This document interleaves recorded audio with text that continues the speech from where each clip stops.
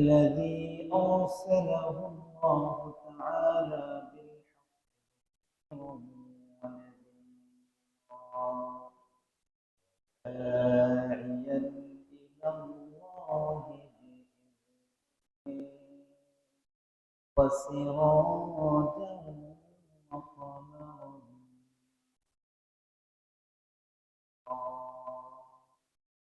أما بعد فقد قال الله تعالى في كلامه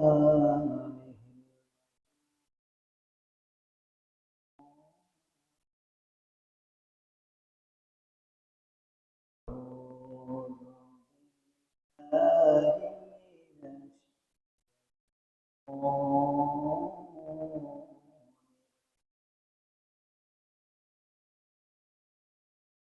بسم الله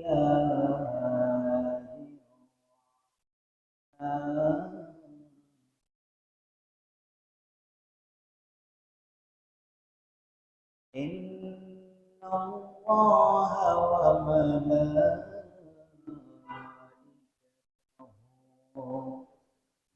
يصلون على النبي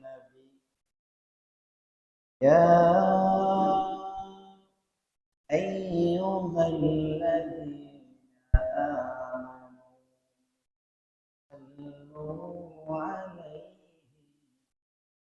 وسلموا تسليما اللهم صل على محمد وعلى كما صليت على إبراهيم وعلى آل إبراهيم إنك حميد مجيد اللهم بارك على محمد وعلى آل محمد كما باركت على إبراهيم وعلى آل إبراهيم إنك حميد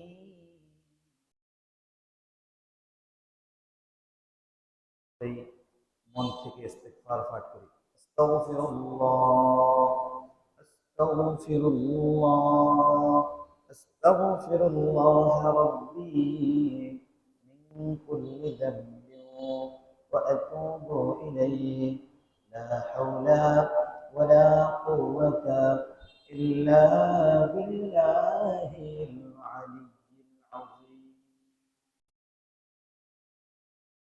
আলহামদুলিল্লাহ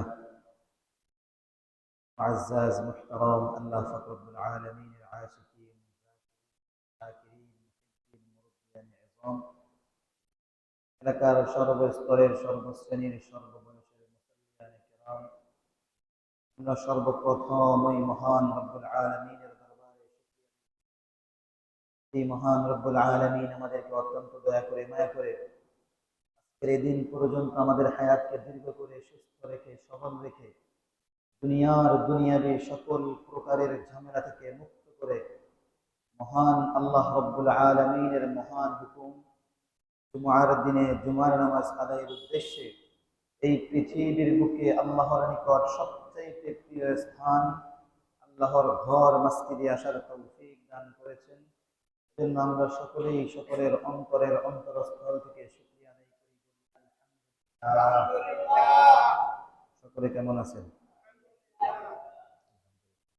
আল্লাহ রাব্বুল আলামিন আপনাদের সবাইকে মৃত্যু পর্যন্ত সুস্থ নেক হায়াত দান করুন বলে আমিন প্রত্যেক সপ্তাহের আলোচনাগুলোর আমলগুলো আপনারা কি করার চেষ্টা করেন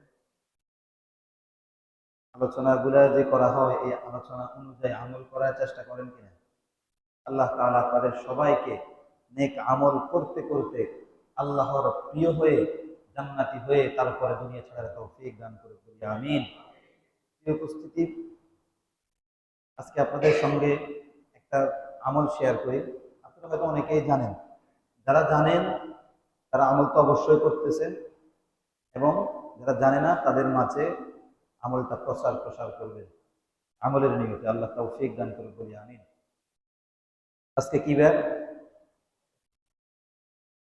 শুক্রবার আসরের নামাজের পরে, শুক্রবার আসরের নামাজের পর মানে আসর নামাজ আগে পড়তে হবে, তারপরে এখন বিকেল বেলার সময় এত শর্ট, দুপুরবেলা খেয়ে শুইলে উঠতে উঠতে মাগরিব। আমি গত কয়েক সপ্তাহে আসরের নামাজ পথে পড়তে হবে, আসরের নামাজ পথে পড়তে হবে, এক সপ্তাহে এক এক মসজিদে। এটা এক ধরনের বিরক্তিকর বিষয়। সেই 10টা বাজে বাড়ি থেকে রওনা হলাম, বাড়িতে যাইতে যাইতে সন্ধ্যা। অন্যদিকে আবার আমার জন্য এটা একটা সৌভাগ্যেরও বিষয়। আল্লাহর হুকুমে এক এক দিন এক এক এক এক সপ্তাহে এক এক সময় আসরের সালাত এক এক মসজিদে পড়তেছি।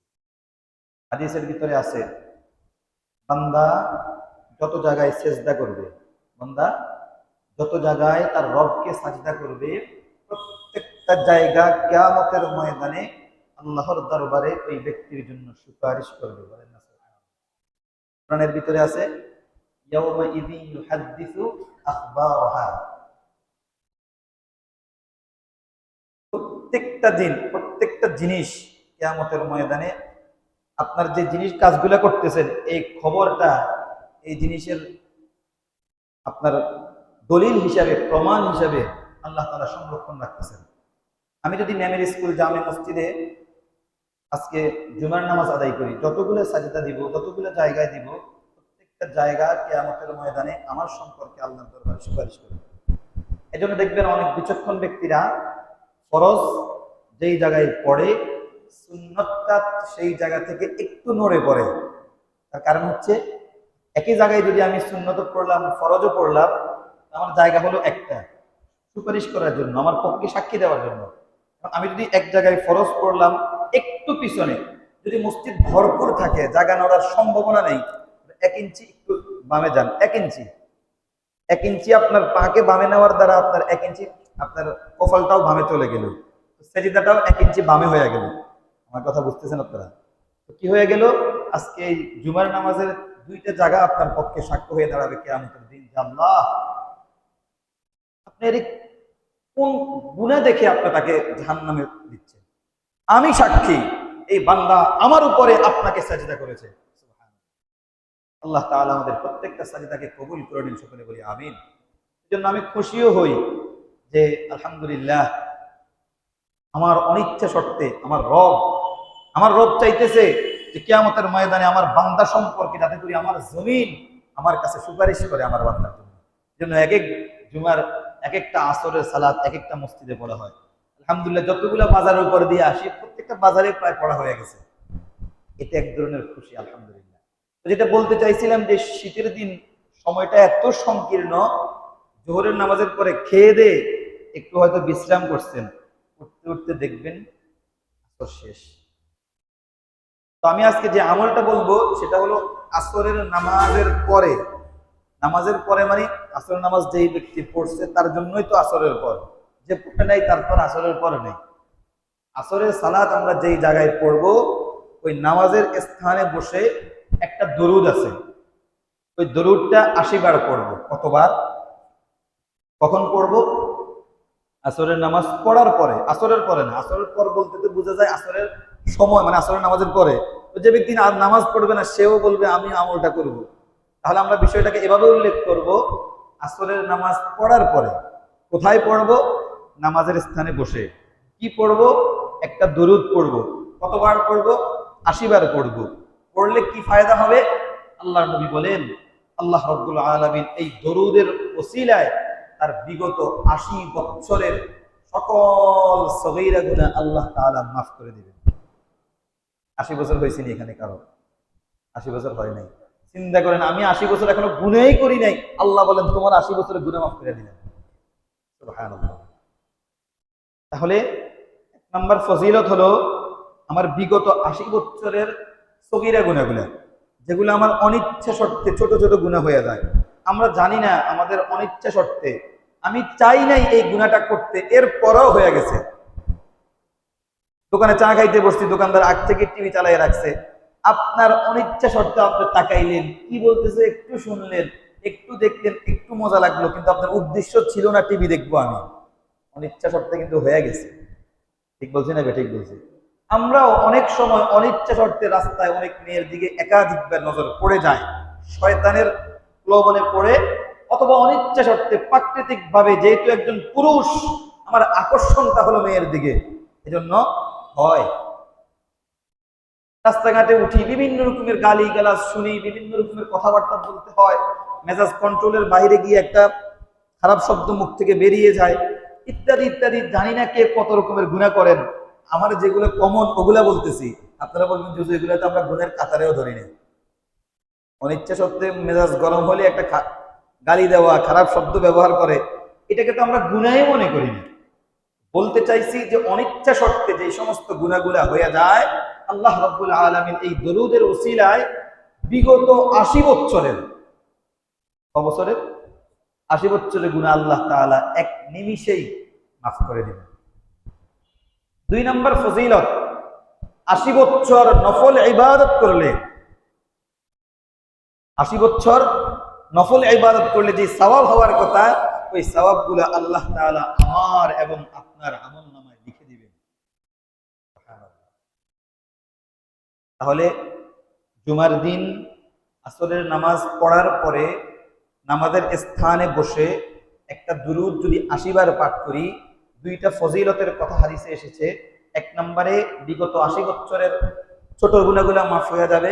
2 নম্বর, আমি যদি ৮০ বছর হায়াত পেতাম, ৮০ বছর যদি টানা নফল ইবাদত করতে থাকতাম, দুপুরের খানা খাই নাই, বিকালের নাস্তা করি নাই, রাতের ডিনার করি নাই, এমনকি সারা রাত আমি ঘুমাই নাই, স্ত্রীর সঙ্গ দেই নাই, শুধু নামাজ আর নামাজ, কোরআন তেলাওয়াত, নফল রোজা, নফল সাদাকা, নফল জিকির করছি, এমন যদি ৮০টা বছর আমি করি, যেই সওয়াব পেতাম আল্লাহ রাব্বুল আলামিন এই ৮০ বার দরুদ পড়ার কারণে আমার আমলনামায় দিয়ে দিবেন। আমাদের এখানে তো কারো ৮০ বছর এখনো হয় নাই। 2জন মুরব্বী আছে, জানি না কত বছর, সম্ভবত ৮০ বছর এখন হয়নি, হবে না। যাই হোক, আল্লাহ রাব্বুল আলামিন ওনাদেরকে আরো দীর্ঘ সুস্থ নেক হায়াত দান করুক বলি আমিন।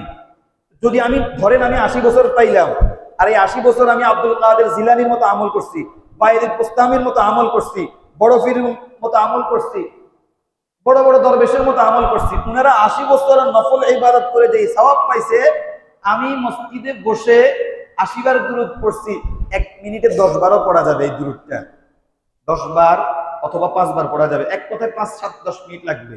10 মিনিটে আমি সেই আমলগুলা পেয়ে যাব। আল্লাহ তাআলা আমাদেরকে কবুল করুন বলি আমিন। দুরূদটা আমার সঙ্গে পড়েন। আল্লাহুম্মা সাল্লি আলা মুহাম্মাদিন নাবিয়্যিল উম্মিয়্যি ওয়া আলা আলিহি ওয়া সাল্লিম তাসলিমা। বেশি কি কঠিন? সহজ না? হয়তো অনেকে আগ থেকে আমল করতেন। যদি আপনারা ওয়াদাবদ্ধ হন, আপনারা যদি উদ্যোগ নেন যে আমরা আমাদের মসজিদে আসরের নামাজের পরে শুক্রবার শুধু এই আমলটা চালু করব, আপনারা যদি রিকোয়েস্ট করেন আমাদের ইমাম সাহেবকে, যে হুজুর নামাজের পরে আমরা তো ভুলে যাই, অথবা উঠে যাই, অথবা পরিবেশ থাকে না, অথবা শুদ্ধ নাই, অথবা মুখস্থ নাই, আপনি যদি আমাদেরকে একটু পাঠ করিয়ে দিতেন, আমরা পাঠ করতাম। এটা 2-1 সপ্তাহ করে, যেহেতু ৮০ বার পড়ানোটাও অনেকটা কষ্টের বিষয়, 2-1 সপ্তাহ হুজুর যদি আমাদেরকে একটু তালিম দেয়, দরস দেয়, দেখা গেল এরপরে আমাদের মুখস্থ হয়ে গেল। এরপরে সপ্তাহগুলোতে হুজুর আমাদেরকে ৮০ বার পড়ানো লাগবে না, একবার জোরে বলে মনে করিয়ে দিলেই হবে। এখন যে আমরা সুবহানাল্লাহ 33 বারে আমল করি, সুবহানাল্লাহকে 33 বার বলে দেওয়া লাগে, একবার জোরে বললে আপনারা বুঝেন হ্যাঁ হ্যাঁ হ্যাঁ সুবহানাল্লাহর আমল শুরু, তখন আপনারা 33 বার পড়েন, আমিও 33 বার পড়ি, সবাই পড়ে। এরপর হুজুর আবার মনে করিয়ে দেয় আলহামদুলিল্লাহ, একবার জোরে বললে আমাদের মনে উঠে। এরপরে হুজুর আল্লাহু আকবার জোরে বলে, আমাদের মনে উঠে, আমরা 34 বার পড়ি। ঠিক শুক্রবারে আসরের নামাজের পরে হুজুর সালাম ফিরায় বিভিন্ন দুরূদ বিভিন্ন আমল করার পরে হুজুর একটু জোরে বলে উঠবেন, আল্লাহুম্মা সাল্লি আলা মুহাম্মাদিন নাবিয়্যিল উম্মিয়্যি ওয়া আলা আলিহি ওয়া সাল্লিম তাসলিমা।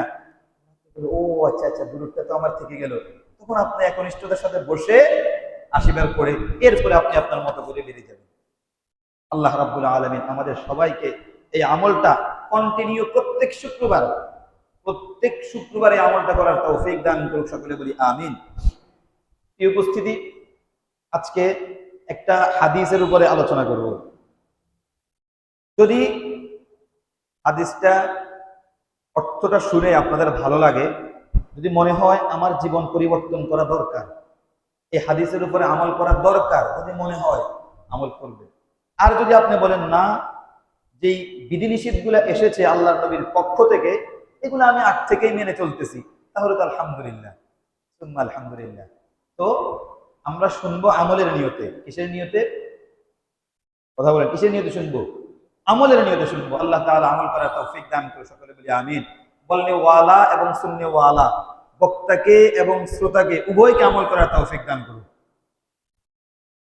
আল্লাহ নবী সাল্লাল্লাহু আলাইহি ওয়াসাল্লাম তার প্রিয় সাহাবী হযরতে আলী ইবনে আবি তালিব, যিনি রাসূলের জামাতাও ছিলেন, রাসূলের কলিজার টুকরা বিবি ফাতেমার স্বামী হযরতে আলী রাদিয়াল্লাহু তাআলা আনহু এই হাদিসটা বর্ণনা করেন।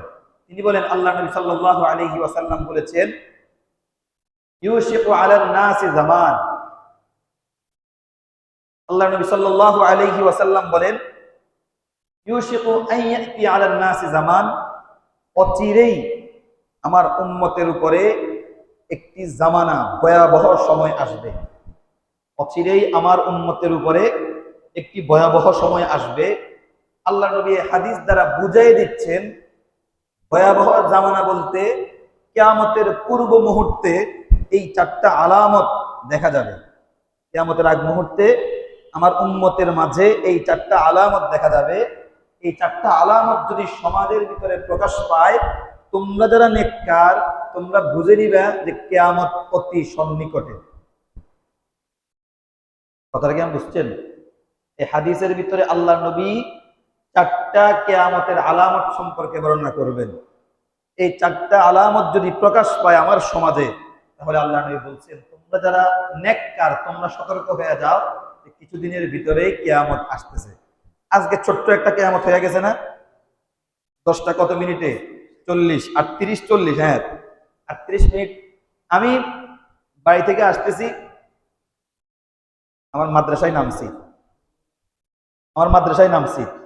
আমার মাঝে নামার পরে আমার কাছে একটু চক্কর দিয়ে উঠছে। আমি ভাবছি দীর্ঘক্ষণ গাড়ি চালাইছি, এখন গাড়ি থেকে নামার পরে চক্কর দিছে। একেবারে সেম টাইম আমার মোবাইলের ভিতরে একটা অ্যালার্ম দিছে, একটা আওয়াজ হয়েছে, যে আওয়াজটা আমি বিগত কয়েকদিন শুনি নাই। আমি ভাবলাম এইটা কিসের টোন, তারপরেও মাথায় হেলমেট চাপা, এগুলো দিয়ে খেয়াল করি নাই। ঠিক সেই সময় আমার এক ওস্তাদ বলতেছে, হুজুর ভূমিকম্প হচ্ছে। আমি আশ্চর্য হয়ে গেলাম। আমি ভাবছিলাম হয়তো আমাকে ঘুরাচ্ছে, কিন্তু হুজুর বলতেছে না, ভূমিকম্প হচ্ছে। সঙ্গে সঙ্গে আমি বসে পড়লাম, চেয়ারের ভিতরে বসছি। বলছিলাম যে ছাত্রদেরকে বলেন, যে যার অবস্থায় আছে সেখান থেকে বসে বসে ইস্তিগফার করার জন্য। ভূমিকম্পর পরিমাণ সম্ভবত 73 দশমিক কত নাকি নাকি একটা সংখ্যা উঠছে, কত দশমিক কত জানি না। যাই হোক, যেটাই হোক, সম্ভবত তেমন ক্ষয়ক্ষতি হয় নাই। ঢাকা খুলনাতে হয়েছে। চিন্তা করেন, যদি এই ভূমিকম্পের মাধ্যমে, ভূমিকম্পর তীব্রতা আরেকটু বেশি হতো, এই ভূমিকম্পের মাধ্যমে যদি আমি যে ঘরের ভিতরে ছিলাম ঘরটা ভেঙে পড়তো, যে আমার মৃত্যু হয়ে যেত, এই ভূমিকম্পের কারণে যদি আজকে আমার মৃত্যু হয়ে যেত, তাহলে আল্লাহ নবী বলছেন, ইন্নামাল আ'মালু বিল খাওয়াতিম, প্রত্যেকটা মানুষকে কিয়ামতের দিন জাজ করা হবে, তার বিচার করা হবে তার শেষ আমলের উপরে নির্ভর করে। তার মৃত্যুর আগ মুহূর্তে যে আমল ছিল, এই আমল থেকেই তার হিসাব টানা হবে। তার শেষ আমল যদি নামাজ হতো, তাহলে তাকে নামাজি হিসেবে ধরে নিত, এরপরে তার বিচার করত। ফেরেশতারা বলতো, আপনার পক্ষের উকিল, যে জাহাপানা, আমার মক্কেল একজন নামাজি মানুষ, তার প্রমাণ হলো মৃত্যুর আগ মুহূর্তে তিনি 2 রাকাত ফজরের নামাজ পড়েছেন। এবার বলবো যে হ্যাঁ, আমার যেহেতু মক্কেল নামাজি মানুষ, আল্লাহ আপনার কৃতজ্ঞতা জ্ঞাপন করতো, যদিও শয়তানের ধোকায় পড়ে জীবনের অমুক অমুক বছরে এই গুনাহ করছে, কিন্তু সে নামাজি। কেন? তার শেষ আমলটা নামাজ ছিল। পক্ষান্তরে যদি আমি আর আপনি আজকে ফজরের সালাতটা আদায় করি নাই, আমার বিপক্ষে পাবলিক প্রসিকিউটর যিনি, সরকারি পক্ষের উকিল যিনি, আল্লাহর পক্ষ থেকে যে ফেরেশতা আমার বিরুদ্ধে কিয়ামতের ময়দানে আল্লাহর আদালতে লড়বে, সে বলবে, আল্লাহ আপনি কোন বেঈমানের বিচার করতে বসেছেন? যেই বেঈমান মৃত্যুর আগ মুহূর্তে যে নামাজ ছিল সেই নামাজ তরক করছে, বেনামাজি হয়ে আজকে কিয়ামতের ময়দানে উঠছে, এই বেনামাজির ঠিকানা চিরকালীন জাহান্নাম করিয়ে দিন। বলেন না নাউযুবিল্লাহ। যদি আজকে আমার আর আপনার মৃত্যু হয়ে যেত, আমাদের শেষ আমল ছিল আজকে ফজরের নামাজ, যে পড়ছেন সে কিয়ামতের ময়দানে নামাজি হয়ে উঠতেন, আর যে পড়েন নাই সে আল্লাহর বড় একজন নাফরমান, আল্লাহর বড় একজন গাদ্দার বান্দা হিসেবে কিয়ামতের ময়দানে উঠতেন। নামাজ পড়ছি নামাজি হিসাবে আমার সব হিসাব টানা হবে, নামাজ পড়ি নাই বেনামাজি হিসাবে কথার কথা বলবে, পক্ষের ফেরেশতা এসে বলবে আল্লাহ সে তো জীবনে একবার নামাজ পড়ছে, বিপক্ষটা বলবে জীবন একবার নামাজ পড়লে কি হবে, মৃত্যুর আগেরটা তো পড়ে নাই। ফেরেশতা এসে বলবে আমার পক্ষের যেটা, বলবে যে আল্লাহ ও তো একবার হজ করছে। আর আমার বিপক্ষের ফেরেশতা বলবে আল্লাহ জীবনে একবার হজ করেছে তো কি হয়েছে, মৃত্যুর আগের যেই ওয়াক্ত ছিল ফজরের সালাত সে ঘুমিয়ে ঘুমিয়ে কাটিয়ে দিয়েছে, শীতের কারণে সামান্য একটু ঘুমের মায়া ত্যাগ করতে পারে নাই, আপনার ডাকে সে সাড়া দেয় নাই, সে জেগেছিল, সে জেনেছিল বিশাল একটা শীতের রাত, অনেক লম্বা রাত, 10টা বাজে শুইলে 5টা পর্যন্ত 7 ঘন্টা তার ঘুম ভেঙে গিয়েছিল, এরপরেও শীতের কারণে কম্বলের মায়া ছাড়তে পারে নাই, ওযু করে মসজিদে আসতে পারে নাই। এই তো বড় একটা নাফরমান, এটা একটা বেয়াদব বান্দা, আপনি এ সম্পর্কে কি জান্নাতের ফয়সালা দিবেন? আল্লাহ রাব্বুল আলামিন আমাদেরকে যেহেতু মারে নাই, যেহেতু আমাদেরকে এখনো মারে নাই, সতর্ক হওয়ার সুযোগ দিছে। আল্লাহ বলতেছেন দেখো বান্দা, চাইলে তোরে আজকের এই ভূমিকম্পের ওসিলা দিয়ে আমি আল্লাহ তোর খেল খতম করতে পারতাম, আমি আল্লাহ চাইলে তোকে আজকে আউট করে করতে পারতাম, কিন্তু আমি আল্লাহ তোরে সুযোগ দিলাম। অনেকেই কিন্তু ফজরের সালাতটা পড়লি না, যারা পড়স নাই তোরা আগামীকাল চিন্তা কর, ভূমিকম্প আগামীকাল হতে পারে, আর তোর মৃত্যুর জন্য যে একেবারে ভূমিকম্প লাগবে বিষয়টা এমনও না। ভূমিকম্প সারা পৃথিবীতে ভূমিকম্প হয় নাই, শুধু তোর শরীরের ভিতরে তোর যে হার্টটা আছে ওই হার্টের ভিতরে 1 সেকেন্ডের জন্য ভূমিকম্প হবে, সঙ্গে সঙ্গে তোর নাম মোহাম্মদ আব্দুর রহমান থেকে হয়ে যাবে লাশ। ঠিক বলছি না? ঠিক বলছি। আমি আর আপনি মৃত্যুর পরে সবাই জিজ্ঞাসা করবে লাশ কোথায়, লাশ কোথায়? কেউ জিগাইবে না যে আব্দুর রহমান কোথায়, আব্দুর রহিম কোথায়। কি বলবে? লাশ কোথায়? আপনার ছেলে কান্নারত অবস্থায় ফোন দিয়া বলবে হুজুর আমার আব্বু তো আর নাই। কি ব্যাপার আপনার আব্বু নাই? দেখলাম শুয়ে আছে। বলবে আমার আব্বু তো মারা গেছে, যেটা আছে সেটা একটা লাশ, 2 দিন পরে পচে যাবে, শেষ হয়ে যাবে, দুর্গন্ধ ছড়াবে। আল্লাহ রাব্বুল আলামিন আমাদের সবাইকে আল্লাহর পক্ষ থেকে যে আদেশ এবং নিষেধ আছে এগুলো মেনে চলার তৌফিক দান করে, সকলে বলি আমিন। তো বলতে চাইছিলাম আল্লাহর নবী বলছেন কিয়ামতের আগ মুহূর্তে কিছু নিদর্শন দেখা যাবে, তার মধ্যে 4টা নিদর্শন এই হাদিসের ভিতরে বলতেছেন। 1 নাম্বার, লা ইয়াবকা মিনাল ইসলামি ইল্লা ইসমুহু। 1 নাম্বার কিয়ামতের 1 নাম্বার আলামত, আল্লাহর নবী কিয়ামতের অনেকগুলো আলামত বলছে, এই হাদিসের ভিতরে 4টা বলছে। 4টার মধ্যে প্রথম নাম্বার আলামত হলো লা ইয়াবকা মিনাল ইসলামি ইল্লা ইসমুহু। ইসলাম শুধুমাত্র নামে থাকবে, কামে ইসলাম এই পৃথিবীতে থাকবে। আপনি আমাদের এই যে নোয়াখালী ইউনিয়নটার ভিতরে একটা জরিপ করেন, মুসলমান সংখ্যা বেশি না অমুসলিমের সংখ্যা বেশি? মুসলমানের সংখ্যা বেশি। এই গ্রামের নাম কি? জি, নবীপুর, কবিরপুর। কবিরপুরে মুসলমান সংখ্যা বেশি না অমুসলিমের সংখ্যা বেশি? মুসলিমের সংখ্যা কত পার্সেন্ট হবে ভাই? 99%। তার মানে তো আমি 100% গ্যারান্টি দিয়ে বলতে পারি এই সমাজের ভিতরে কোনো বিয়ের ভিতরে যৌতুকের লেনদেন হয় না। হয়? আমি 100% গ্যারান্টি দিয়ে বলতে পারবো এই 99% গ্রাম, কবিরপুর গ্রামের ভিতরে ফজরের সালাতের সময় আমার আশাবাদী এই মসজিদ একেবারে কানায় কানায় ভরে যায়। আপনারা হাসতেছেন? 99% মুসলমান আপনাদের গ্রামের ভিতরে, আপনাদের মসজিদে ফজরের সময় ফুরবে না তো কার মসজিদে ফুরবে? মুসলমান না সবাই? আপনিই তো বললেন, আপনারাই তো বললেন। তার মানে ওই যে নামে মুসলমান আছে কিন্তু কামের মুসলমান।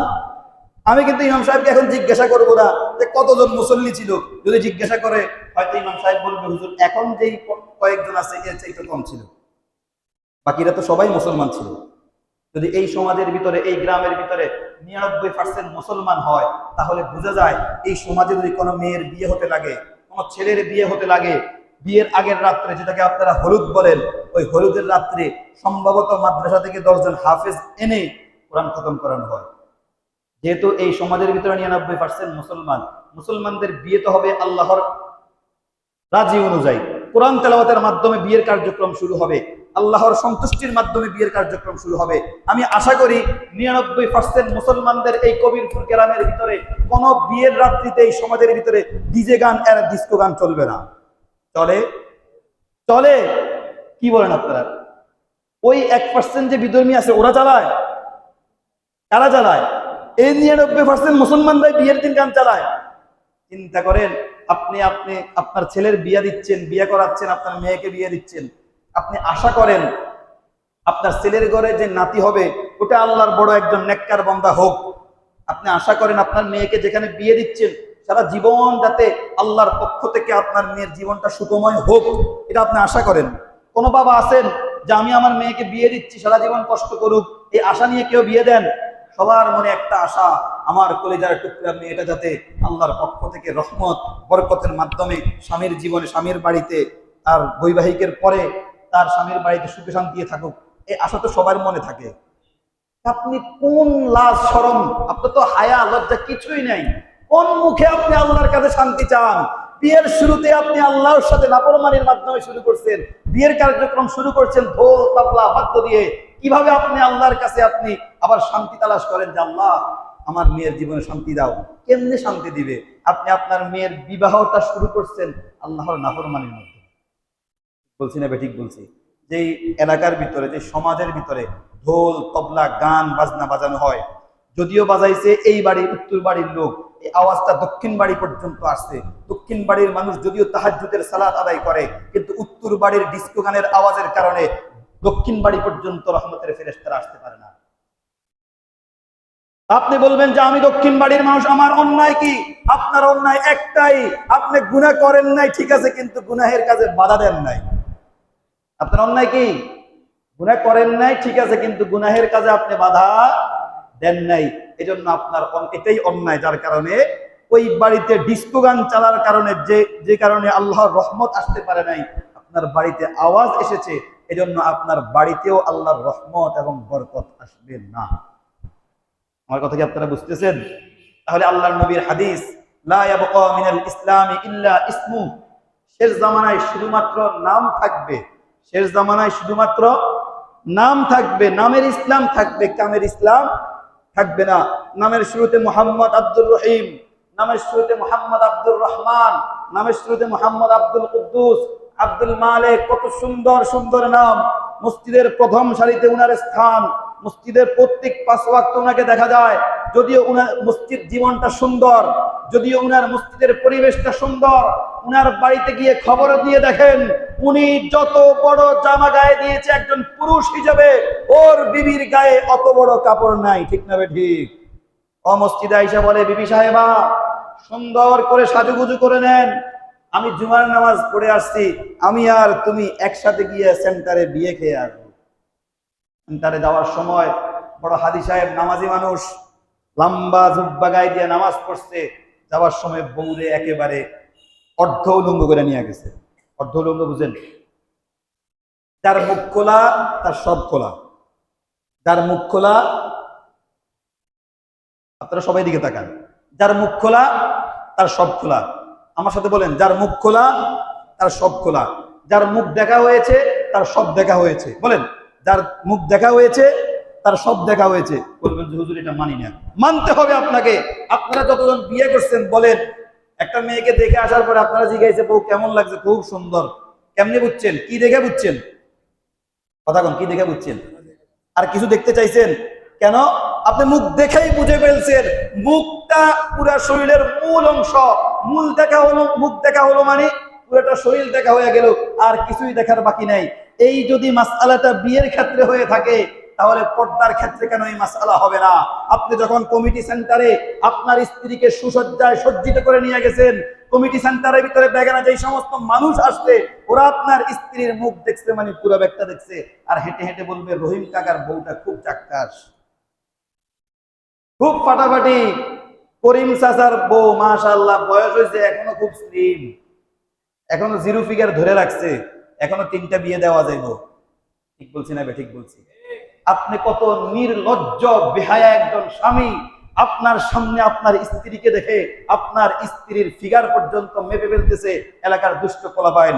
এলাকার দুষ্ট পোলাপাইন এও আপনার স্ত্রী সম্পর্কে মন্তব্য করে, করিম চাচা যদিও বুড়ো হয়ে যায়, করিম চাচার বউটা এখনো ফাটাফাটি অবস্থায় আছে, করিম চাচার বউরে এখনো 3টা বিয়ে দেওয়া যাবে, করিম চাচার তিনটা সন্তান হওয়ার পরেও মাশাআল্লাহ ওনার বউটা এখনো খুব ফাটাফাটি।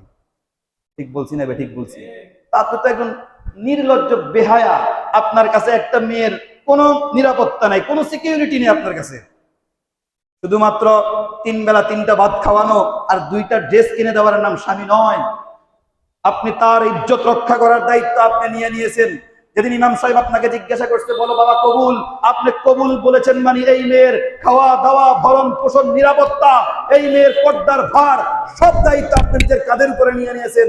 আজকের পর থেকে এই মেয়ে যদি বেপর্দায় চলে এই দায় আপনাকে নিতে হবে। আজকের পর থেকে এই মেয়ে যদি নামাজ তরক করে এটার জন্য কিয়ামতের ময়দানে আপনাকে জবাবদিহিতা করতে হবে।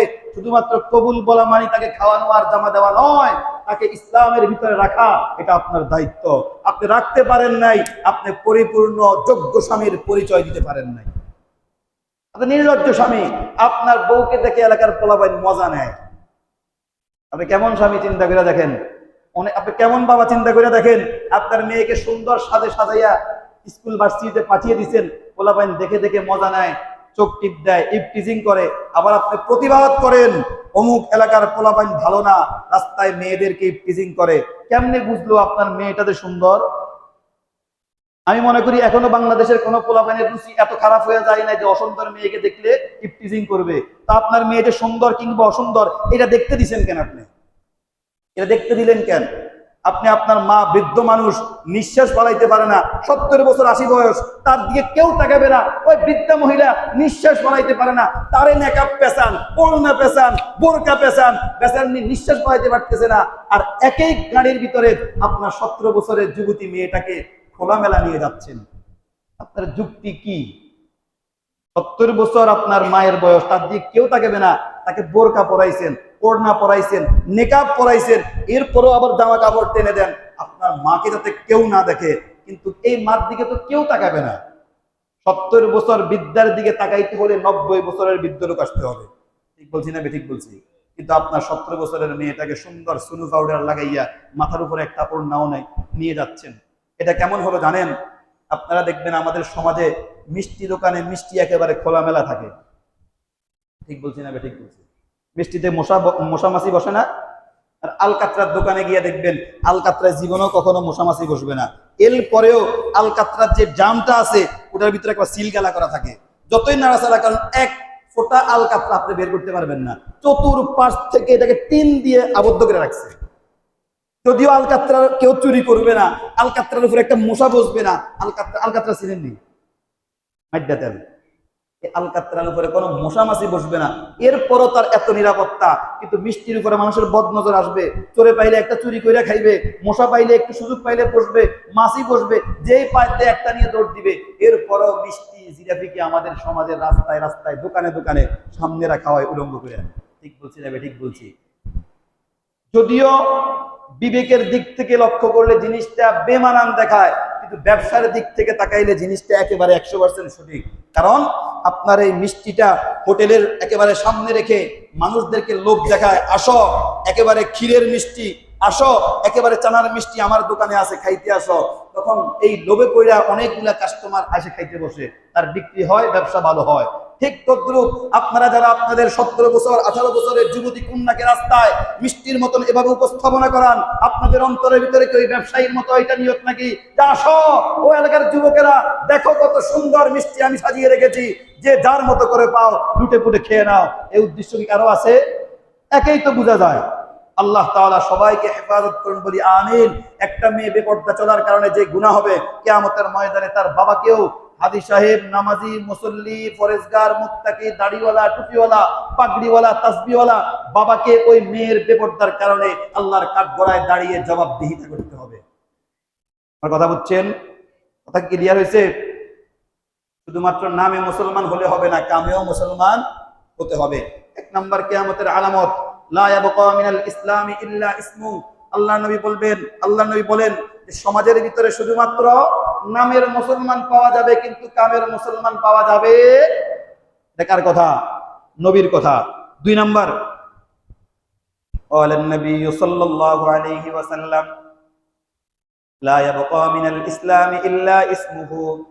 আল্লাহর নবী সাল্লাল্লাহু আলাইহি ওয়াসাল্লাম বলেন শেষ জামানায় কিয়ামতের আলামত হিসাবে আমি নবী তোমাদেরকে 4টা আলামত বলে যাই। কিয়ামত আসার পূর্বে তোমরা সতর্ক হয়ে যাও। কিয়ামতের আলামতের মধ্যে আল্লাহর নবী সাল্লাল্লাহু আলাইহি ওয়াসাল্লাম এই হাদিসের ভিতরে 4টা আলামত বলতেছেন। 1 নাম্বার, লা ইয়াবকা মিনাল ইসলামি ইল্লা ইসমুহু। 1 নাম্বার হবে মানুষের মধ্যে শুধুমাত্র নামের ইসলাম থাকবে, কামের ইসলাম থাকবে না। 2 নম্বরে নবী আমার বলেন, লা ইয়াবকা মিনাল কুরআনি ইল্লা রাসমু। সমাজের ভিতরে শুধুমাত্র কোরআনের গিলাফের ভিতরে কোরআনটা থাকবে, হাফেজে কোরআনের সিনার ভিতরে কোরআনটা থাকবে, শুধুমাত্র মসজিদের তাকের ভিতরে কোরআনটা থাকবে, শুধুমাত্র মাদ্রাসার তাকের ভিতরে কোরআনটা সংরক্ষিত থাকবে, শুধুমাত্র লাইব্রেরির তাকের ভিতরে কোরআন থাকবে। এই ছাড়া কোরআনটা আর সমাজের কোথাও দেখা যাবে না। 2 নম্বর আলামত, কোরআন শুধু রশ্মিভাবে লিখিত আকারে কোরআনের পাণ্ডুলিপির ভিতরে থাকবে, অন্যথায় কোরআনের শাসন, কোরআনের আইন, কোরআনের ব্যবস্থা আমার সমাজের ভিতরে থাকবে না। বর্তমান জামানার সাথে মিলতেছে নাকি মিলতেছে না?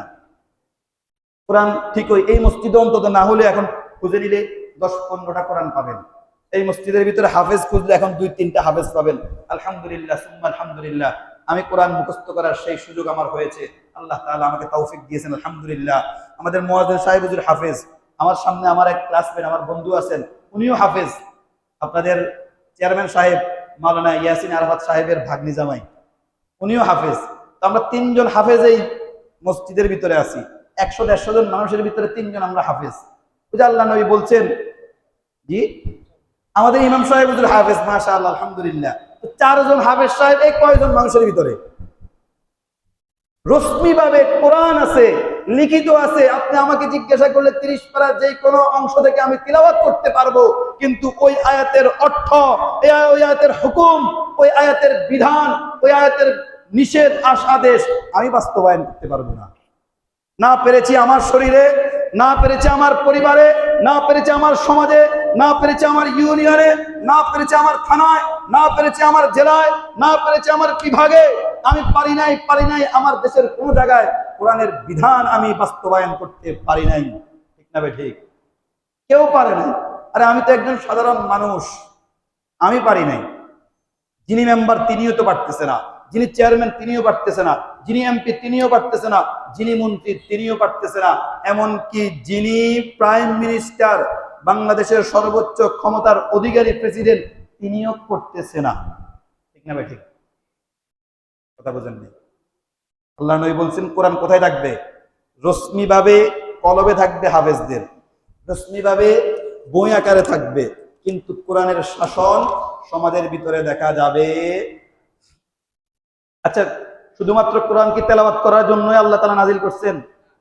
কোরআন যদি শুধুমাত্র তেলাওয়াত করার জন্যই আল্লাহ তাআলা পাঠাইতেন, তাহলে কোরআনের আদেশগুলো না মানলে পিটাইবে কেন কিয়ামতের মাঠে? কোরআনের নিষেধগুলো না মানলে আল্লাহ তাআলা পিটাইবে কেন আমাদেরকে? আমরা তো অনেকেই মনে করি কোরআন মানি নামাজ, কোরআন মানি রোজা, কোরআন মানি হজ, কোরআন মানি জান্নাত, কোরআন মানি জাহান্নাম, কোরআন মানি কবর।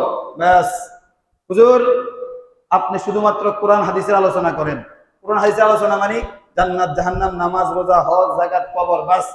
এর বাইরে খবরদার আপনি যাওয়ার দরকার নাই। কবরের নিচেরটা আর আসমানের উপরেরটা, জমিনের নিচের আলোচনা করেন আর আসমানের উপরে আলোচনা করেন। এই মাঝখানে কি হবে না হবে সেটা আমরা দেখব। এটা কি কোনো মুসলমানের বক্তব্য হতে পারে? কথা বলেন, এটা কোনো মুসলমানের বক্তব্য হতে পারে? প্রত্যেক বছর রমজানে আপনাদের মসজিদে খতম তারাবি হয়, আপনি আল্লাহু আকবার করে প্রত্যেক দিন 20 রাকাত করে নামাজ পড়েন। 27 রমজানে আপনি এক খতম কোরআন তেলাওয়াত শুনেছেন। আল্লাহর দরবারে দোয়া করেন যে আল্লাহ আপনি আমার এই খতমকে কবুল করে নেন, এর বিনিময়ে আমাকে সওয়াব দিয়ে দেন। আল্লাহ যদি এর ব্যতিরেকে আপনাকে প্রশ্ন করে, ও বান্দা, প্রত্যেক বছর তুই 30 পারা কোরআনের খতম শুনিস, প্রত্যেক বছর তুই 30 পারা কোরআনের তেলাওয়াত শুনস, তেলাওয়াত করস, কিন্তু কোন বছর আমার কোরআন থেকে একটি আয়াতের হুকুম বাস্তবায়নের চিন্তা করস নাই। আমি আল্লাহ শুধুমাত্র এই কোরআনকে তেলাওয়াত করার জন্য পাঠাই নাই, বরং এই কোরআনকে দুনিয়ার বুকে বাস্তবায়ন করার জন্য পাঠিয়েছি। ঠিক না বেটি? কিন্তু বাস্তবায়ন করার টার্গেট কারো আছে? কারোই নাই। এটা আমাদের দেশের যে কারিকুলামটাই এমন। আরব গালগুলোতে একটা বাচ্চাকে কোরআনের একটা আয়াত মুখস্থ করানো হয়, সঙ্গে সঙ্গে ওই আয়াতের অর্থ, ওই আয়াতের তরজমা, ওই আয়াতের তাফসীর, ওই আয়াতের ব্যাখ্যা, ওই আয়াতের আদেশ, ওই আয়াতের নিষেধ সবগুলো একসাথে পড়ানো হয়। আলহামদুলিল্লাহ রাব্বিল আলামিন শিখছো, ও বাবা তুমি শুনে নাও, আজকের পর থেকে প্রত্যেকটা কাজের পরে তুমি আল্লাহর শুকরিয়া আদায় করতে হবে। এই হলো আলহামদুলিল্লাহর ব্যাখ্যা, এই হলো আলহামদুলিল্লাহর প্রয়োজনীয়তা। শুধুমাত্র আলহামদুলিল্লাহ রাব্বিল আলামিন শিখলে হবে না, এই আয়াত কেন নাযিল হয়েছে তোমাকে সেটাও জানতে হবে। আর রহমানির রহিম এই আয়াত মুখস্থ করলে হবে না, সর্ব অবস্থায় তোমার মাথার ভিতরে এই মেন্টালিটি রাখতে হবে যে আমার আল্লাহ সবচাইতে দয়ালু। ঠিক না ঠিক? কিন্তু আমাদেরকে আলহামদুলিল্লাহ রাব্বিল আলামিন থেকে মিনাল জিন্নাতি ওয়ান নাস পর্যন্ত মুখস্থ করানো হয়েছে, কখনো জানানো হয় নাই এর মানে মতলব কি। শুধু আমাদেরকে বোঝানো হয়েছে মুখস্থ করলে তুমি পাস। বলছি না ঠিক বলছি? এজন্য দেখবেন বাংলাদেশে হাফেজের সংখ্যা অনেক বেশি, কিন্তু কোরআন অনুযায়ী আমল করার সংখ্যা একেবারে ন্যায়ের কাতারে। ঠিক বলছি না ঠিক বলছি? আর আল্লাহ নবী এটাই বলতেছেন, লা ইয়াবকা মিনাল কুরআনি ইল্লা রাসমুহু, কোরআনের শুধুমাত্র রসুমটা থাকবে, কোরআনের তেলাওয়াত থাকবে, কোরআনের লেখা থাকবে, কিন্তু কোরআনের আমল এই পৃথিবীতে থাকবে না। যখন কিয়ামতের আগ মুহূর্তে যখন তোমরা দেখবে তোমাদের সমাজে যেই পরিমাণ হাফেজ আছে ওই পরিমাণে কোরআনের আইন নাই, বুঝতে হবে কিয়ামত অতি সন্নিকটে। ঠিক বলছি না ঠিক বলছি? আরে চিন্তা করেন, যেই মসজিদের ইমাম সাহেব হাফেজ, যেই মসজিদের মুয়াজ্জিন হাফেজ, যেই মসজিদের খতিব হাফেজ, ওই মসজিদের এরিয়ার ভিতরে যদি কোরআন বিরোধী কোনো কার্যকলাপ হয়ে থাকে, বুঝতে হবে নিঃসন্দেহে অতি শীঘ্রই কিয়ামত সন্নিকটে চলে আসতেছে। তিনজন মানুষ মসজিদের খেদমত করে, তিনজনই হাফেজ, কিন্তু ওই মসজিদের মুসল্লি মসজিদ থেকে বের হয়ে কোরআন বিরোধী কাজ করে, বোঝা যায় এটা হলো সর্বোচ্চ কিয়ামতের আলামত। ঠিক বলছি না ঠিক বলছি? এটা আমার ব্যর্থতা, আমাদের ব্যর্থতা, আলেম সমাজের ব্যর্থতা। মানুষদেরকে কোরআন শিখার গুরুত্ব বুঝাইতে পারছি, কোরআনের উপরে আমল করার গুরুত্ব এখনো বুঝাইতে পারি নাই। যার কারণে মানুষ তার সন্তানকে হাফেজ বানানোর টার্গেট করে, হাফেজ বানানোর নিয়ত করে, কিন্তু একজন বড় আলেম এবং কোরআনের গবেষক বানানোর নিয়ত কেউ করে না। একদো শেষ করে ডাক্তারি পড়ায়, একদো শেষ করে ইঞ্জিনিয়ারিং পড়ায়, হাফেজ শেষ করে তারা শার্ট প্যান্ট পরায় বলে রাস্তায় দৌড়ো। যা শিখছো শিখছো আলহামদুলিল্লাহ, শুনছি নাকি হাফেজে সুপারিশ করে বাপ মা সবাই জান্নাতে নিয়ে যাইবো, আমার তো এটাই দরকার। আর মানি মতলব বুঝার কি দরকার? অথচ আল্লাহ রাব্বুল আলামিন, আল্লাহ নবী যে বলছেন যে ওয়া আহাল্লা হালালুহু ওয়া হারামা হারামাহু, শুধুমাত্র কোরআন শিখলে হবে না, এই কোরআনের হালালকে হালাল মেনে চলবে, এই কোরআনের হারামকে হারাম মেনে চলবে, যেগুলোকে আদেশ করেছে সেগুলো মানবে, যেগুলোকে নিষেধ করেছে সেগুলো থেকে বিরত থাকবে। এমন হাফেজদের জন্যই সব নিয়ামত। আর যে হাফেজ হাফেজ হয়েছে ক্লিন শেভ, যে হাফেজ হাফেজ হয়েছে নামাজ পড়ে না, যে হাফেজ হাফেজ হয়েছে রোজা রাখে না, যে হাফেজ হাফেজ হয়ে গান গায়, ফেসবুকে মেয়েদের সঙ্গে খারাপ চ্যাটিং করে, এরপরে বিভিন্ন কেলেঙ্কারির সঙ্গে যুক্ত, এই হাফেজ দিয়ে যেমন তার বাবা মার কোনো কাজে আসবে না, কিয়ামতের মাঠে ওই হাফেজ দিয়ে নিজেরও কোনো কাজে আসবে না। কারণ সেই মাত্র কোরআন মুখস্থ করেছে, কিন্তু কোরআনের দ্বারা আল্লাহর কি উদ্দেশ্য, কোরআন কেন নাজিল হয়েছে, কোন আয়াতের ভিতরে। আরে হাফেজ সাহেব হুজুর যেদিন তারাবি পড়াইছে, যেদিন তিনি ওই আয়াত তেলাওয়াত করছে, যে আয়াতের ভিতরে আল্লাহ তাআলা নিষেধ করতেছেন বেহুদা সময় নষ্ট করিও না, অহেতুক কথা বলে সমাজের ভিতরে বিশৃঙ্খল সৃষ্টি করে না, ওই আয়াত তারাবির ভিতরে তেলাওয়াত করে মসজিদের বাহিরে গিয়ে চা দোকানে বসে আড্ডা মারতেছে। অথচ আয়াতের ব্যাখ্যা ছিল কি? তুমি সময়কে বেহুদা গল্প গুজব করে নষ্ট করিও না। ওই আয়াতটা তারাবির ভিতরে পাঠ কইরা মসজিদ থেকে বের হইয়া সেই হাফেজটা কি করতেছে? অহেতুক গল্প গুজব করতে করতে চায়ের দোকানে সময় নষ্ট করতেছে। এর মানে কি? ওই যে রশ্মি কোরআন আছে, কিন্তু আল্লাহ তাআলার যে উদ্দেশ্য কোরআন, ওই উদ্দেশ্যটা কোথাও নাই। না হয় আমরা যারা কোরআনের 10টা সূরা 5টা সূরা পারি, ওই 5টা সূরার কি তরজমা পারি? যদি আমি বিশ্বাস করি যে এই ব্যক্তি কুল হুয়াল্লাহু আহাদ আল্লাহুস সামাদ লাম ইয়ালিদ ওয়া লাম ইউলাদ ওয়া লাম ইয়াকুল লাহু কুফুয়ান আহাদ, এই ছোট্ট সূরার অর্থ মুখস্থ পারবে, ওই ব্যক্তি দ্বারা এই পৃথিবীতে কোনো গুনাহের কাজ সংঘটিত হতে পারে না। এখন কুল হুয়াল্লাহ বলছে এখানে যে আল্লাহ তাআলা এক, এখান থেকে বের হয়ে বানাইতেছে আল্লাহ তাআলা চার। কারণ উনি যে নামাজের ভিতরে কুল হুয়াল্লাহু আহাদ পড়ছে, ওর ব্যাখ্যা তার জানা নাই, ওর অর্থ তার জানা নাই। এটা হলো কিয়ামতের আলামত। এজন্য আজকের পর থেকে আমরা নিয়ত করতে হবে, কোরআন তো মুখস্থ করবই, কোরআন তো শিখবই, কোরআন তো তেলাওয়াত করবই, প্রত্যেক অক্ষরে 10টা নেকি তো পাবই, এবং তার পাশাপাশি কোরআনে আল্লাহ তাআলা কি বলতে চাইতেছে, কোন কোন আয়াতে আল্লাহ তাআলা আমাকে বন্ধু বলে ডাক দিতেছেন, কিন্তু আমি জানি না, যার কারণে আমি আল্লাহর বন্ধু হইতে পারিনি। আল্লাহ বলেন, আল্লাহু ওয়ালিয়ুল্লাযীনা আমানু ইখরিজুহুম মিনাজ যুলুমাতি ইলান নূর। আল্লাহ রাব্বুল আলামিন আমার সৃষ্টিকর্তা, আমার স্রষ্টা, আমাকে যে আল্লাহ বানিয়েছেন সে আল্লাহ আমাকে মায়া কইরা ডাক দিতেছেন, ও দুনিয়ার ঈমানদার বান্দারা, আল্লাহ রাব্বুল আলামিন বলেন তোমরা ঈমানদারদের বন্ধু। আল্লাহু আকবার। আল্লাহ বলেন, ও ঈমানদাররা, আমি আল্লাহ তোমাদের বন্ধু। কিন্তু আমি অর্থ না জানার কারণে আমি মনে করি আল্লাহ তো আল্লাহ, ওই আল্লাহর সাথে আবার মানুষের সম্পর্ক কি? অথচ আল্লাহ নিজেই বলতেছেন, আরে বান্দা, আমি তোর দূরের কেউ না, আমি তোর শত্রু না, আমি তোর বন্ধু। এই কথা বলে আমাকে অভয় দিচ্ছেন, আমাকে আল্লাহ রাব্বুল আলামিন সুযোগ দিচ্ছেন। বন্ধু যেমন সারা পৃথিবীর কারো কাছে কোনো আবদার না করতে পারলেও তার সর্বোচ্চ আবদারটা বন্ধুর কাছে গিয়ে বলতে পারে, তার মনের গোপন রহস্য বন্ধুর কাছে বলতে পারে। যেই কথা বাবাকে বলতে পারে না সেই কথা বন্ধুকে বলা যায়, যেই কথা মায়ের সঙ্গে শেয়ার করা যায় না সেই কথা বন্ধুকে বলা যায়, যেই কথা নিজের বোনকে নিজের স্ত্রীকে বলা যায় না সেই কথাও বন্ধুকে বলা যায়। আল্লাহ বলতেছেন, আল্লাহু ওয়ালিয়ুল্লাযীনা আমানু, হে ঈমানদারগণ, যারা তোমরা ঈমান এনেছো তাদের আমি আল্লাহ বন্ধু। এবার বলো বন্ধুর কাছে জীবনে কখন কোন সময় কোন গুনাহের কাছে লিপ্ত হয়েছো, ডোন্ট মাইন্ড, আমার কাছে শেয়ার করো, আমি আল্লাহ তোমাকে মাফ করে দিব। বলেন না সুবহানাল্লাহ।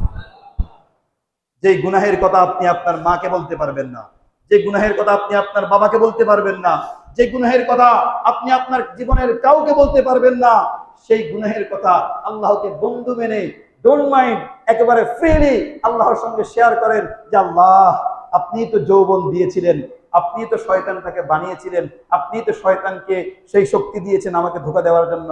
আল্লাহ, সেই শয়তানের ধোঁকায় পড়ে এই গুনাহটা করে ফেলছি, দুনিয়ার কারো সঙ্গে শেয়ার করতে পারতেছি না। আপনি বলেছেন আমি নাকি আপনার বন্ধু, আপনিও তাহলে আমার বন্ধু, বন্ধু হিসাবে বন্ধুর কাছে এত বড় একটা লজ্জার কথা শেয়ার করতেছি, আল্লাহ আপনি আমারে মাফ করে দেন। কিন্তু এই আবদারটা আমরা করতে পারতেছি না কেন? আমরা মনে করি আল্লাহ তো আল্লাহই, আর আমি তো সাধারণ একজন মানুষ, সুতরাং আল্লাহর সাথে আমার আর কিসের সম্পর্ক? আল্লাহর সঙ্গে সম্পর্ক মসজিদের ইমাম সাহেবের সঙ্গে, আল্লাহর সাথে সম্পর্ক মসজিদের মুয়াজ্জিনের সঙ্গে, আমি একজন সাধারণ মানুষ, আমার সাথে আল্লাহর কিসের আবার সম্পর্ক? ঠিক বলছি না বেঠিক বলছি? কথা বলেন, ঠিক বলছি না বেঠিক বলছি? আজকের পর থেকে আল্লাহ আমাদের কি? আরো জোরে বলেন, আল্লাহ আমাদের কি? শুধুমাত্র সৃষ্টিকর্তা। আল্লাহ আমাদের সৃষ্টিকর্তা, পাশাপাশি আল্লাহ আমাদের বন্ধুও বটে। আল্লাহ আমাদের সৃষ্টিকর্তা হিসাবে ঈমান রাখবো, বন্ধু হিসাবে মনের সব কথা শেয়ার করব। টাকা লাগলে বন্ধু 10,000 টাকা হাওলাত দে, ঠিক সেম কথা আল্লাহকে বলবো, আল্লাহ আমার 10,000 টাকার প্রয়োজন, আপনি ব্যবস্থা করে দেন। বন্ধুর থেকে ধার নিলে আবার রিপিট দেওয়া লাগবে, আবার দেওয়া লাগবে, কিন্তু আল্লাহ আপনি দিলে আর কখনো ফিরিয়ে দেওয়া লাগবে না। বন্ধুর কাছে যেমন বলো, বন্ধু ধোকায় পড়ে তো ওই মেয়েকে একটা মেসেজ করে ফেলছি, ওই মেয়ের সাথে একটা ভিডিও কলে কথা বলে ফেলছি, ঠিক আল্লাহকে বলো, আল্লাহ আপনি তো আমার বন্ধু, কারোর সাথে শেয়ার না করলে আপনার সঙ্গে শেয়ার করতেছি। যৌবনের ধোকায় পড়ে, যৌবনকালে শয়তানের ধোকায় পড়ে এই অন্যায় করে ফেলছে, আল্লাহ আমাকে মাফ করে দেন। বন্ধুকে বললে বন্ধু তো মাফ করতে পারবে না, বন্ধু বরং এটা সমাজের ভিতরে একটা সময় প্রচার করলে তোমার মান সম্মান নষ্ট হবে। কিন্তু তুমি বিশ্বাস রাখো, আল্লাহর কাছে তুমি যদি শেয়ার করো, আল্লাহ তোমার গুনাহকে, তোমার অন্যায়গুলোকে এভাবে গোপন রাখবে এবং গোপনে মাফ করে দিবে। যেটা গোপন ছিল সেটা গোপন রাখবে, আল্লাহ ওপেন করবে না। বলেন না সুবহানাল্লাহ। এজন্য আজকের পর থেকে আল্লাহকে কি মানতে হবে? বন্ধু মানতে হবে। আর যেটা বলতে চাইছিলাম, শুধুমাত্র কোরআন তেলাওয়াত করার জন্য নাজিল হয় নাই, কোরআন তেলাওয়াত পাশাপাশি অর্থ বুঝে তার উপরে আমল করার জন্য নাজিল হয়েছে। আমার কথা বুঝতেছেন? একটা হাদিস বলবো ভাবছিলাম, 4টা আলামত, 2টা আলামত মোটামুটি আলোচনা হয়েছে, ইনশাআল্লাহ আরো 2টা আলামত আগামী সপ্তাহে আলোচনা হবে। আজকের যে 2টা আলামত, 1 নম্বরে নামের ইসলাম থাকবে, কামের ইসলাম থাকবে না। চেষ্টা করব সমাজের প্রত্যেকটা মুহূর্তে, জীবনের প্রত্যেকটা মুহূর্তে ইসলামকে বাস্তবায়ন করার জন্য। 2 নম্বর আলামত, আল্লাহ নবী বলছেন কোরআন থাকবে কিনা, কিন্তু কোরআনের শাসন থাকবে না। ইনশাআল্লাহ আমি আমার ব্যক্তিগত জীবনে, পারিবারিক জীবনে, সামাজিক জীবনে কোরআনকে সর্বোচ্চ প্রায়োরিটি দিয়ে কোরআনের বিধান কায়েম করার জন্য আজকের পর থেকে আমরা সকলেই প্রস্তুত ইনশাআল্লাহ। আল্লাহ তাআলা আমাদের সবাইকে কবুল করুন, বলি আমিন। এই সমাজকে একটা আদর্শ সমাজ হিসেবে গড়ে তোলার তৌফিক দান করুন। ওয়া আখিরু দাওয়ানা আলহামদুলিল্লাহি রাব্বিল আলামিন। যারা সুন্নাত পড়েন না, সুন্নাতটা পড়ে নিন।